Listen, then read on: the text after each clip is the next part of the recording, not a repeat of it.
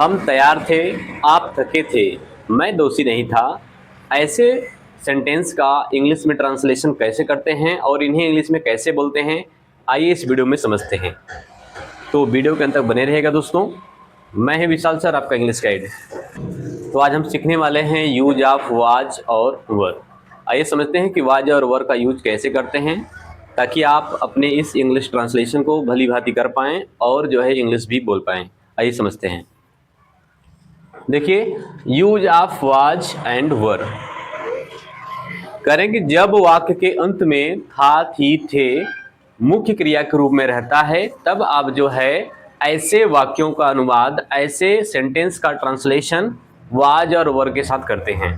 ठीक है, यानी जब आपका जो है, जब किसी वाक्य के अंत में मुख्य क्रिया के रूप में था, थी, थे रहते हैं, तो आप वाज और वर का प्रयोग करते हैं ऐसे सेंटेंस को ट्रांसलेट करने के लिए। आइए देखते हैं आगे। वाज का प्रयोग जो है आई, ही, सी, इट, दिस, दैट या फिर एक नाम के साथ करते हैं। वहीं वर का प्रयोग जो है you, we, they, these, those या एक से अधिक नामों के साथ करते हैं। देखिए यहाँ पर अफर्मेटिव सेंटेंस यानी सकारात्मक वाक्य में इसका स्ट्रक्चर क्या होगा। सबसे पहले आप यूज करेंगे सब्जेक्ट यानी कर्ता, उसके बाद वाज या वर का प्रयोग करेंगे, उसके बाद अदर वर्ड। अदर वर्ड मतलब अन्य शब्द या ऑब्जेक्ट कर सकते हैं, जिसमें नाउन या एडजेक्टिव आएगा या एडजेक्टिव प्लस नाउन दोनों आ सकते हैं। ठीक है, एग्जाम्पल देखते हैं। करें कि हम तैयार थे। हम तैयार थे, कौन तैयार था? हम तैयार थे। तो हम तैयार थे, इसका ट्रांसलेट कैसे हो करेंगे आप लोग। इसमें सब्जेक्ट कौन है? हम, यानी इसका अंग्रेजी होगा वी। वी मीन्स हम। वी के साथ हमेशा प्लूरल हेल्पिंग लगता है, तो we were ready. We were ready यानी हम तैयार थे।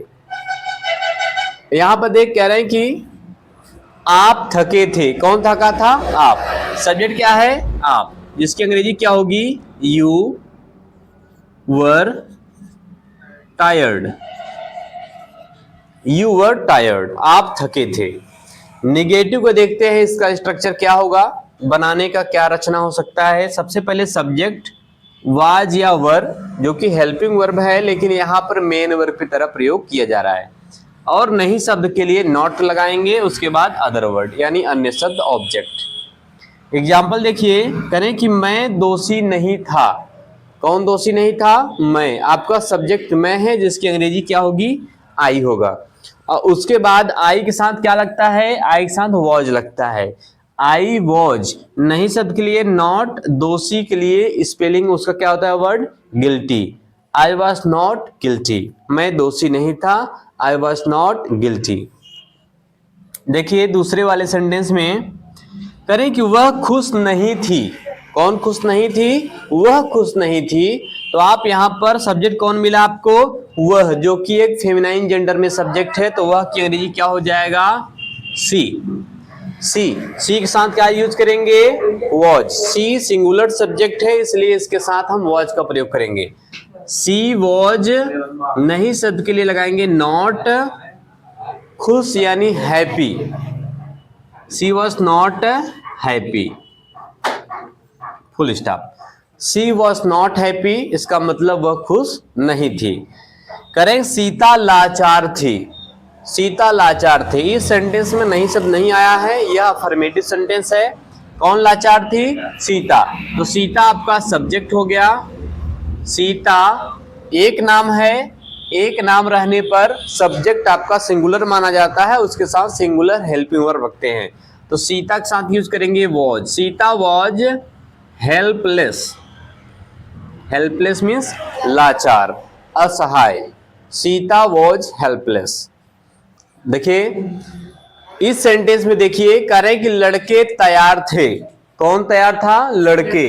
लड़का होता तो हम उसको सिंगुलर मानते, लेकिन लड़का से लड़के है, इसका मतलब आपका सब्जेक्ट प्लूरल है। तो क्या हो जाएगा? The boys. The boys, boy में एस लगा देने से, यानी किसी भी नाउन में एस लगा देंगे तो वह प्लूरल हो जाता है। द बॉयज, जब आपका सब्जेक्ट प्लूरल हो गया तो क्या लगाएंगे आप? हेल्पिंग वर्ब भी प्लूरल का ही चाहिए, वर लगेगा। The boys were ready, the boys were ready. Arjun और भीम बहादुर थे। इस वाक्य में, इस सेंटेंस में दो नाम आए हैं। जब किसी सेंटेंस में एक से अधिक नाम रहता है तो उसे क्या कहते हैं? प्लूरल सब्जेक्ट कहते हैं। अब प्लूरल के साथ क्या लगेगा? इस टेंस में वर का प्रयोग करेंगे। तो कौन बहादुर थे? अर्जुन और Bhim. Arjun and Bhim were brave. Arjun and Bhim were brave. करें कि वे लोग डॉक्टर थे। वे लोग का अंग्रेजी क्या होता है? दे एक प्लूरल सब्जेक्ट है इसलिए लगेगा वर। दे वर डॉक्टर्स, दे वर डॉक्टर्स। कुर्सियां टूटी नहीं थी। कुर्सियां, कुर्सी नहीं है, कुर्सियां यानी आपका सब्जेक्ट प्लूरल में है। तो the chairs were not broken. Broken यानी टूटा होना। The chairs were not broken. हम लोग भिखारी नहीं थे। हम लोग यानी we were not beggars. We were not beggars, हम लोग भिखारी नहीं थे। करें कि मोहित गरीब था। कौन गरीब था? मोहित। इस सेंटेंस में एक नाम है, इसका मतलब आपका सब्जेक्ट सिंगुलर है और सिंगुलर के साथ यूज करेंगे was. Mohit was poor, Mohit was poor. तो अभी तक हमने अफर्मेटिव और निगेटिव के सेंटेंस को ट्रांसलेट किया और समझा। अब आइए समझते हैं इंट्रोगेटिव के, यानी प्रश्नवाचक वाक्य के स्ट्रक्चर को समझते हैं। इंट्रोगेटिव में दो रूल मिलते हैं आपको स्ट्रक्चर। एक होता है फर्स्ट इंट्रोगेटिव, जिसमें हेल्पिंग वर्ब शुरुआत से यूज करते हैं, यानी स्टार्टिंग से हेल्पिंग वर्ब यूज होता है। और जो सेकेंड इंट्रोगेटिव होता है उसमें WH वर्ड यानी प्रश्नवाचक शब्द की अंग्रेजी से स्टार्ट करते हैं। तो जब किसी सेंटेंस के पहले ही कोई प्रश्नवाचक शब्द आता है तो अकॉर्डिंग टू सब्जेक्ट सबसे पहले हम हेल्पिंग वर्ब वाज या वर लगाएंगे। उसके बाद सब्जेक्ट नहीं शब्द आता है तो नॉट यूज करेंगे, अन्यथा नहीं लगाएंगे, प्लस अदर वर्ड और क्वेश्चन मार्क। अगर वहीं पर वाक्य के बीच में कोई प्रश्नवाचक शब्द आता है तो ऐसे सेंटेंस का ट्रांसलेशन आप हमेशा कैसे करेंगे? उस सेंटेंस में आए हुए जो प्रश्नवाचक शब्द रहेंगे, इंट्रोगेटिव वर्ड रहेगा, सबसे पहले उसका हम यूज करेंगे। यानी सबसे पहले प्रश्नवाचक शब्द की अंग्रेजी यानी WH word plus according to subject was या वर, फिर सब्जेक्ट अगर आपके सेंटेंस में नहीं शब्द आया है तो नॉट लगाएंगे, अन्यथा नॉट का प्रयोग नहीं करेंगे। उसके बाद यूज करेंगे अदर वर्ड और क्वेश्चन मार्क। जैसे देखिए, क्या मैं गलत था? करें कि क्या मैं गलत था। इस सेंटेंस के पहले ही आप देख पा रहे हैं कि प्रश्नवाचक शब्द आया हुआ है। किसी भी रूप में आ सकता है प्रश्नवाचक, क्या, कौन, कैसे, कब, कहाँ, कितना, कितनी, कुछ भी। अगर वो पहले आ गया है तो फर्स्ट इंट्रोगेटिव है। अकॉर्डिंग टू सब्जेक्ट सबसे पहले आप यूज करेंगे हेल्पिंग वर्ब। तो सब्जेक्ट आपका कौन है? मैं, यानी आई के साथ क्या लगाते हैं? वॉज। तो यहां लगेगा वॉज। फिर सब्जेक्ट आई, नहीं शब्द नहीं दिया है तो नॉट नहीं लगाना है। गलत यानी wrong, WRONG, question mark. Was I wrong? क्या मैं गलत था? Was I wrong. Next sentence देखते हैं। करें कि क्या तुम पागल नहीं थे? इसमें भी प्रश्नवाचक शब्द जो है वाक्य के पहले आया हुआ है, तो अकॉर्डिंग टू सब्जेक्ट सबसे पहले यूज करेंगे हेल्पिंग वर्ब। आपका सब्जेक्ट है तुम, जिसकी अंग्रेजी होगा यू। यू एक सिंगुलर और प्लूरल दोनों प्रकार का सब्जेक्ट होता है, लेकिन इसके साथ हमेशा हेल्पिंग वर्ब प्लूरल का लगता है। तो इसमें क्या लगाएंगे? सबसे पहले हम वर, फिर सब्जेक्ट यू, नहीं शब्द आया हुआ है तो नॉट यूज करेंगे। उसके बाद यहाँ पर पागल का लिए क्या यूज करते हैं? मेंटल, क्रेजी या फिर मैड। तो यहाँ पर मैं मैड यूज कर रहा हूं, क्वेश्चन मार्क। करें कि वर यू नॉट क्रेजी या फिर वर यू नॉट मैड, क्या तुम पागल नहीं थे। नेक्स्ट सेंटेंस को देखते हैं, करें कि आप कब बीमार थे। आप देख पा रहे हैं कि इस सेंटेंस में आप कब बीमार थे, कब जो शब्द है एक इंट्रोगेटिव वर्ड है, एक प्रश्नवाचक शब्द है, वाक्य के बीच में आया हुआ है।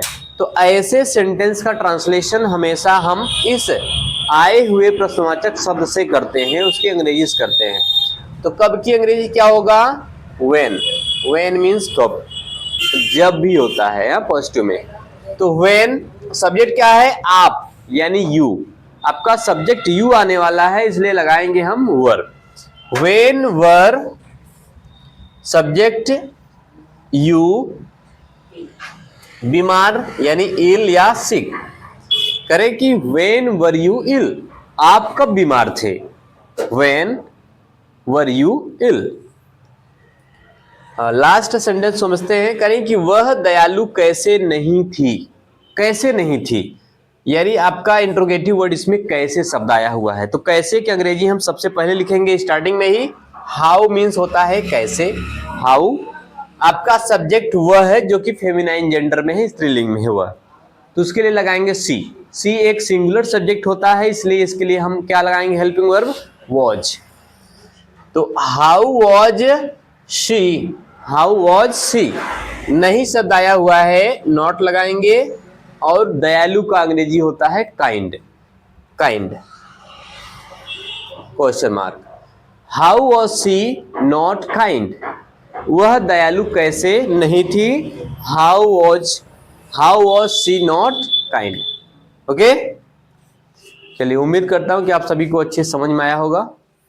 और वीडियो अच्छा लगे तो लाइक करें, शेयर करें, सब्सक्राइब करें।